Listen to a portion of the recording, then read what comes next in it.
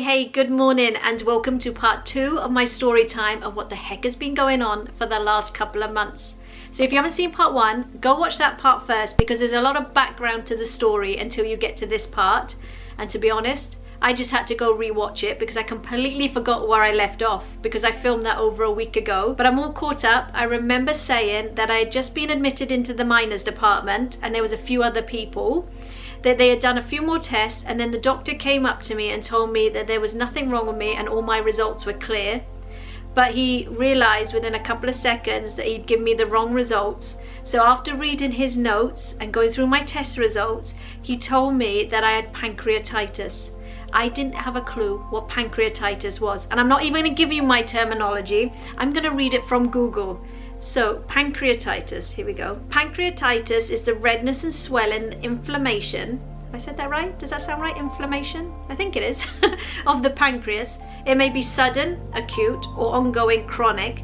And the most common causes are alcohol abuse and lumps of solid material, gallstones. And I did mention in part 1 that they already found out that I had a gallbladder problem. It wasn't gallstones, but sludge and bile. I don't know the proper medical term for what was going on with my gallbladder. Another thing that I kind of touched on in part 1, but I didn't go into a lot of detail. When I first went into A&E, they did pick up that I had a liver infection, and that's why I was so jaundiced and so tired. So I had the liver infection, I had the gallbladder problem. Now the gallbladder problem was affecting my pancreas, and now I've ended up with pancreatitis. So once they found out that I had pancreatitis, they said I did need to be admitted into hospital because it needed to be treated. It wasn't something that could be treated at home. And also they told me that once they assigned me a bed, they could finally give me pain relief. This was music to my ears. I was begging them for pain relief because 9 hours before, the only thing they had given me was paracetamol. Then they had given me oral mirth, and neither of these had taken any of the pain away. So they got me a wheelchair and they wheeled me down to a ward. Now the ward they put me in was a surgical ward because there was no beds at all in the hospital. So I remember them saying there is a spare bed there if you want to use it, but honestly I couldn't get into that bed because whatever position I got into, I could not control the pain. The only way I could control it was sitting on the floor on my knees over the bed, just rocking back and forth. Now when the doctor came past, he said there's no way I can leave you on the floor like that. We need to get you a bed so we can give you some pain relief. They did manage to free up a bed in the surgical ward, and to be honest, that's where I stayed for the next week and a half because there was no beds in the hospital whatsoever. I got to the bed, they said, right, we're going to go find this pain relief for you. The only pain relief we can give you is injections in your stomach. I said, I don't care where you put that injection, as long as it takes the pain away, you do what you got to do. So for day 1 and day 2, they kept giving me this injection every 3 hours. And then on day 2, they looked at my stomach when they went to put the injection in and they said, we cannot give you this injection any longer. Now if you're squeamish, don't look now for the next 10 seconds. I'm going to put a photo on the screen of what happened to my stomach after they had given me a few of these injections. So as you can see, my body didn't take well to these injections. Now this wasn't one injection a day. They were giving me an injection every couple of hours. So I did have quite a few for my stomach to get to this point. So they turned around and said, unfortunately, we cannot give you this injection anymore. We need to source a different pain relief because even though we're on day 2, I am still in so much pain. They did end up getting me morphine, and with the morphine, they do hook it up to you. They give you a button and you can control your own pain relief. So I pressed the button and I fell asleep. It was the best sleep I had had for weeks. But as I was getting used to the morphine, I was getting a lot of side effects. And now the worst one was going in and out of consciousness. Gethin even told me, he said, Sarah, every time I was talking to you, 1 minute you were talking back, the next minute you were falling asleep. And that's when I put the story out on Instagram to say I was trying to edit. Now normally I can edit a video within 2 hours.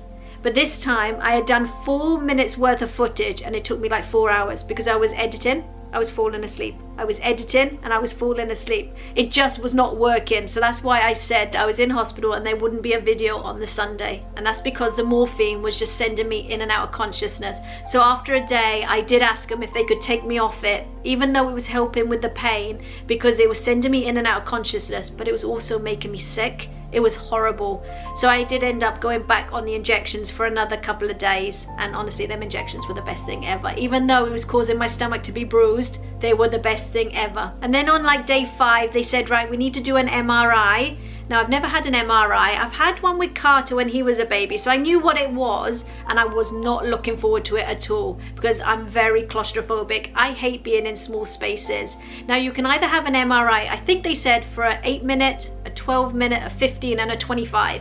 And guess who had the 25-minute MRI? Yes, me. They did give me headphones. They asked me what kind of music I wanted to listen to, so they put my music on and then they wheeled me into this machine, and all I kept thinking was, Sarah, don't open your eyes, just don't open your eyes, because if you open your eyes you're going to realize that the machine is literally just hovering over your face, and I would have had a panic attack. So I did the 25-minute MRI that felt like 25 days. It was horrific. And then once they give me the results of that, they said, yes, we can definitely see you've got pancreatitis and it is really swollen. So once they confirmed that I had pancreatitis, they started me on antibiotics, which was through a drip because I wasn't eating. I couldn't swallow any pills. I had antibiotics in this hand, I had fluids in this hand, I had all these marks from when I've had all these blood tests. Honestly, it looked like I had been in the ring with Anthony Joshua. I was bruised up. So the antibiotics, I had a bit of a side effects from that. Honestly, I've had the worst time in the last 2 weeks of getting back from Florida.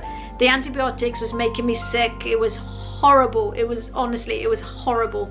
So that's why they kept pumping me with fluids. And then day 5, everything went downhill again. I was lying in bed. It was about midnight and the whole ward just started spinning. It was going around and around. My heart was beating out of my chest and my eyes just went completely white. I couldn't see anything but white. And then all these blood splatters just came into my eyes. So I managed to grab the buzzer for the nurse. They came rushing over, and all I can remember them saying, because again I was going in and out of consciousness, them saying, put sepsis into motion. And next thing I know, they were putting stuff in my drip, and it took me a good hour to kind of come around from all the spinning and everything, but I'm assuming that I ended up having sepsis. So that's another thing on top that I was fighting.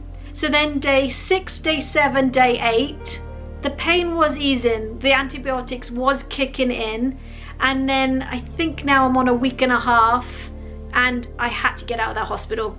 Honestly, I had no rest in that hospital whatsoever. My bed was next to the nurse's station, so there was constantly people talking 24 hours a day. You couldn't get any sleep. It was the hottest week that we had on record in the summer, so the ward was boiling, and I remember there being no air conditioning.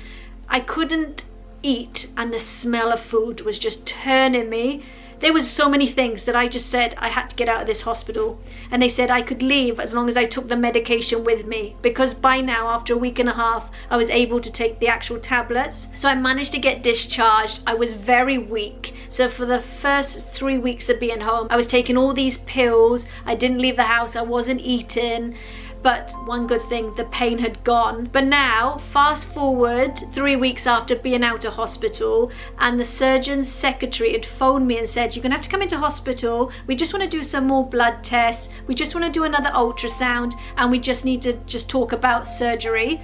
So I went back in, I had the blood test, had the ultrasound. The blood test still showed that I had a liver infection, that my pancreas was still there but not as bad as before I got into hospital. And then what was the other thing? Oh, my ultrasound still showed that I had all that sludge in my gallbladder. So the surgeon told me, because of the severity of it, that I had to have the operation within 4 to 6 weeks. We are now week 9. I still haven't had my surgery. Honestly, it's like living with a ticking time bomb with my pancreas, because until I have my gallbladder removed, my pancreas is always like contracting. Every time I eat or move or walk or do anything, this pancreas just keeps going faster and faster, and I'm scared that I'm going to end up with pancreatitis again. So this is where we are now, 9 weeks after leaving hospital. I'm still waiting for this surgery. So until then, I can't do anything. My life is on hold. We were meant to go to Mallorca a few weeks ago, but we had to postpone that till next year because there's no way that I was able to fly. But can you tell? My voice is getting huskier again. But this is when I know my body's getting exhausted. Who would have thought a pancreas could cause so many issues? But I'm gonna go grab a glass of water because my throat is so dry. But I hope I've explained everything okay, especially the part where I was in hospital, because that part was just a blur and I've had to ask Gethin what happened for me to relay it back in this video. But I hope it all made sense. But I'm gonna go grab a glass of water now because my throat is super dry. So thank you so much for watching. If you would like to watch future videos of ours, then be sure to hit that subscribe button and click that bell for post notifications, and I'll see you in the next video. Bye guys.